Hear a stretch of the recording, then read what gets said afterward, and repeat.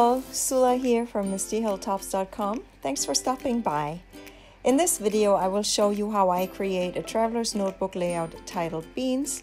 I'll use this paper pack Sweet Delight from Rosie Studio, and I'll be scrapping these photos. This is going to be a mixed media page, and I have prepped my workspace so I won't have paint all over the place. So I'm starting by painting the background, and I just with watercolor, and I just scribble around the page. I just want a little bit of the watercolor showing. Most of this will be covered up by my photos and a paper, but I want just a little bit to be able to show from underneath. So I want it scribbly and not just want in broad strokes, so I just keep brushing randomly in all directions, so that will hopefully show up at the end. I have a ruler on the side that gives me an average about idea of how tall I want that paint splat to be all across the page. So that's the ruler's there on purpose to give me a broad idea of how far I need to go. So now I'm starting to arrange things on this page. It's it dries quickly, so that works really well. And I realized that in the end, it turned out that the page was a little more, the designs were a little more on the left side than I originally wanted, but it worked out in the end anyway. So here I made a template of just a square that's slightly bigger than the photos, and I'm using that to draw around just a line with just a normal ink pen, and I draw a line all around so that to create basically 3 full rectangles and then 2 half rectangles, and then I'm just going to doodle those same rectangles again, just freehand style. So this is what I'm getting ready to do now, and I feel intimidated by this. I'm not really good with drawing straight lines. I don't want them to be perfectly straight. I want them to look doodled, and I was aware that with using the template it might look too straight, but in the end I was very pleased with how it turned out. It did look like doodled, and it didn't look like I was using a template at all. So the plan that I had made actually worked out this time, and I think it ended up looking really pretty.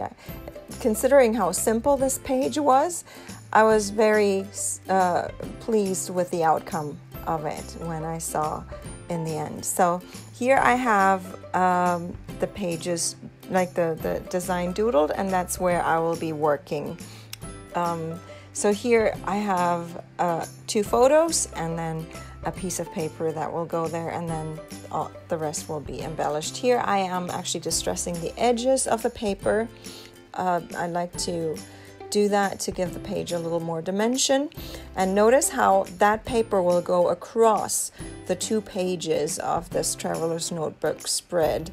So I like to treat my traveler's notebook spreads like one single scrapbook layout, and that means a lot of times designs will go right across that center line where the 2 pages split, and in the end I'll end up cutting it apart, but I really like doing it this way and creating a page that just looks like one single unit.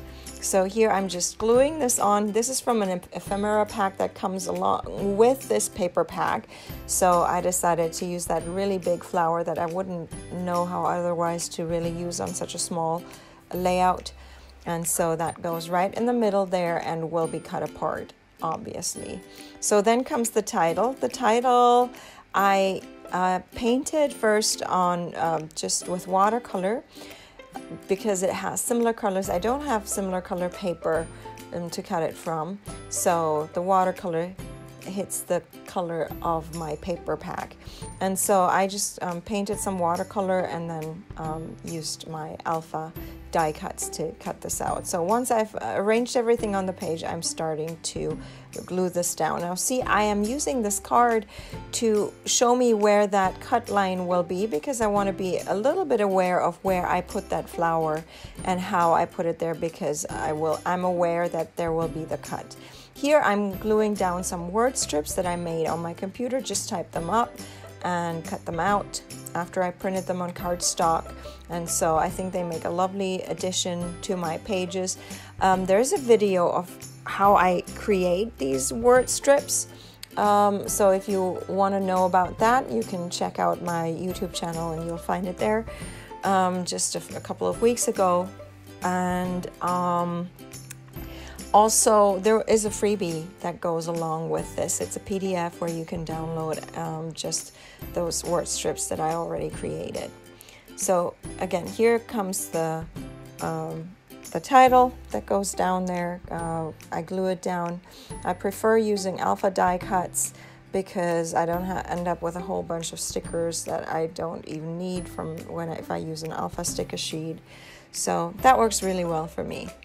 And I think I still need to glue down the hearts, if I remember correctly. They're on the left side. They were originally supposed to go on the right side, but so what, it ended up being a little different than I planned it out, but I liked the page nonetheless. So this is the last finishing touches before I then will flip around the page and cut it apart. I use the back side of it because I have a clear line there that shows me where to cut. So here's the finished page. I will leave you with some close-ups. I hope you liked this video. Give it a thumbs up if you did. Consider subscribing, and thanks for watching. Have a great day. Bye.